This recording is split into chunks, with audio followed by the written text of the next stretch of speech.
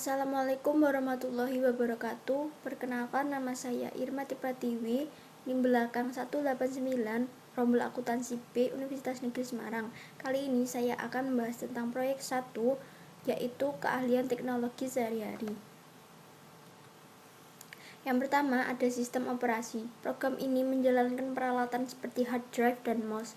Program ini memiliki utilitas, yaitu program kecil yang mampu menduplikasi file, menginstal peranti lunak aplikasi baru, mengatur tampilan desktop komputer, dan lain-lain. Lalu Microsoft Windows. Microsoft Windows adalah sistem operasi yang paling populer untuk mikrokomputer. Windows sudah ada sejak 1981 dan telah mengalami banyak perubahan. Yang pertama dari versinya. Sistem operasi Windows yang baru untuk PC adalah Windows XP. Microsoft Office bukanlah sistem operasi melainkan sekelompok program aplikasi peranti lunak yang mencakup Excel, Word, PowerPoint, dan Access. Sistem operasi Windows XP terdiri atas edisi profesional dan home. Paket layanan adalah sekelompok pembaruan yang memperbaiki kesalahan kode yang mempengaruhi keamanan dan efisiensi sistem operasi. Cara menemukan sistem operasi yaitu klik tombol Start, pilih Control Panel. Ketika jendela pop-up muncul, klik Sistem. Informasi mengenai sistem akan ditampilkan pada tab beranda General. Berikut merupakan gambarnya. Selanjutnya yaitu pembaruan. Keamanan adalah alasan lain untuk memperbarui sistem operasi. Para hacker terus mencoba menemukan cara-cara untuk memasuki sistem dan mengambil alih komputer. Cara untuk mendapatkan pembaruan Windows yaitu ketik www.microsoft.com, jelajah untuk memasuki situs web Microsoft. Pilih link Windows Update. Jangan klik link Office Update karena link tersebut mencari pembaruan untuk Excel, Word. Cara kedua yaitu dengan membuka Internet Explorer Microsoft, pilih Tools yang diikuti dengan subperintah Windows Update. Kebanyakan orang menggunakan pilihan Express untuk mendapatkan pembaruan karena mengkhawatirkan keamanan. Selanjutnya yaitu peranti lunak. Kebanyakan manajer dan profesional menggunakan kelompok produk Microsoft Office untuk menyelesaikan tugas mereka. Sebagai seorang manajer dan profesional harus memikirkan mengenai peranti lunak, sementara para profesional memikirkan mengenai program komputer di server dan mainframe. Karena kebanyakan organisasi memiliki jaringan yang terhubung dengan mikro para karyawan, virus komputer dan ancaman lain dapat menyebar ke seluruh organisasi dengan cepat. Yang pertama yaitu identifikasi. Sangat penting untuk menentukan versi peranti lunak aplikasi pada komputer yang kita gunakan, karena versi yang sama mungkin memiliki fitur yang berbeda. Salah satu alasan mengapa banyak organisasi besar berusaha untuk menstandarisasi peranti lunak agar semua orang di dalam organisasi dapat mengerjakan dokumen secara bersama dengan baik.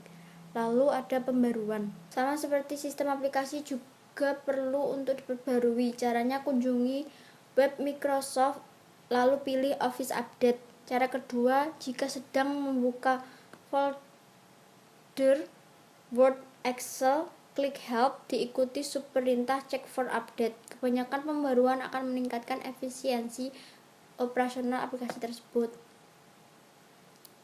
Nah, di sini terdapat gambar yang pertama yaitu untuk menentukan versi Word yang digunakan, klik perintah Help, diikuti subperintah About Microsoft Word atau About Microsoft Office Word. Lalu gambar yang kedua yaitu menunjukkan informasi mengenai Word.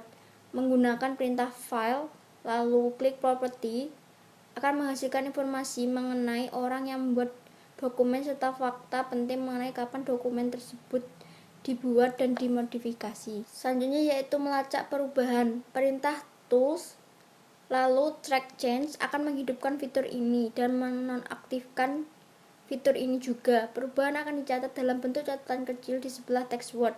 Pemantauan dapat mengidentifikasi siapa yang melakukan perubahan. Ketika Anda menginstal Microsoft Word pada komputer, selama proses instalasi akan menemui perintah untuk memasukkan nama dan perintah untuk masukkan nama perusahaan Anda. Ini adalah informasi identifikasi yang akan dipantau dan dipastikan tanggal dan waktu benar. Jika tanggal dan waktu tidak benar, maka tanggal dan waktu pada pencatatan pemantauan juga akan salah. Lalu yang terakhir yaitu pelindungan kata sandi. Karena email sering ditarget oleh hacker, manajer mungkin perlu menambahkan proteksi kata sandi pada lembar kerja, Excel, Word, atau PowerPoint. Kata sandi dapat diberitahukan kepada rekan kerja melalui telepon atau cara lain selain email. Dengan cara ini, meskipun dokumen tersebut merupakan salah satu sasaran atau dicuri, akan sangat sulit bagi orang tersebut untuk membukanya. Caranya yaitu dengan perintah tools, lalu klik option, lalu pilih tab security. Nah, berikut merupakan gambar cara untuk membuat perlindungan kata sandi. Selanjutnya yaitu virus dan spyware. Virus dan spyware merupakan masalah yang serius. Spyware tidak bersifat berbahaya karena tidak dikirimkan ke komputer untuk menghentikan kerjanya atau mencuri data. Sebaliknya, virus dibuat untuk menghancurkan atau mencuri data pada komputer dan menyebabkan komputer menjadi tidak berguna. Banyak orang percaya bahwa hacker membuat virus agar terkenal, sehingga banyak virus yang ditujukan kepada Microsoft karena sejumlah besar komputer menggunakan sistem dan berarti lunak aplikasi. Hampir setiap komputer yang mengakses internet memiliki sejumlah spyware. Terlalu banyak aplikasi spyware pada komputer dapat menghambat kecepatan dan kinerja komputer. Lalu ancaman dan hoax. Organisasi ternama berusaha keras untuk menjaga agar virus tidak tersebar dari situs web mereka. Organisasi legal tidak akan mengirimkan email dengan link yang menanyakan informasi akun atau kata sandi Anda.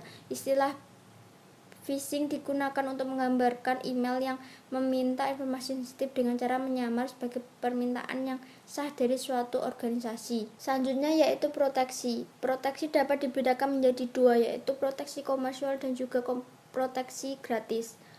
Proteksi komersial dapat menggunakan Norton dan McAfee, merupakan dua vendor peranti lunak antivirus dan anti-spyware yang digunakan secara luas. Produk ini dibeli terbatas, misal dengan membayar biaya tahunan dan pembaruan dalam jangka waktu yang dimasukkan ke dalam biaya pembelian. Yang kedua, proteksi gratis. Bisa menggunakan Greensoft yang menawarkan antivirus dan anti-spyware yang gratis maupun komersial. Spybot juga menawarkan versi produk spyware-nya yang gratis maupun komersial. Nama peranti lunak Greensoft adalah AVG. Versi gratis peranti lunak ini amat baik untuk mendeteksi dan menghapus virus. Lalu ada email. Email amat mudah digunakan sehingga kebanyakan orang tidak memperhatikan betapa pentingnya aplikasi ini. Hanya sedikit pengguna yang memanfaatkan semua fitur aplikasi email, sehingga mereka tidak menggunakan seluruh potensi email mereka. Di Amerika Serikat telah berulang kali menyatakan bahwa semua organisasi berhak untuk mengawasi email yang dikirimkan atau diterima di komputer yang dimiliki organisasi tersebut. Implikasi di tempat kerja. Ketika Anda menghapus sebuah email ini akan dipindahkan ke dalam folder file terhapus, tetapi Anda juga harus menghapus email dari folder file delete untuk mengeluarkannya dari komputer Anda. Ketika email tersebut dipindahkan dari inbox, namun masih berada di memori komputer, email akan tetap berada di sana hingga dihapus dari folder delete item.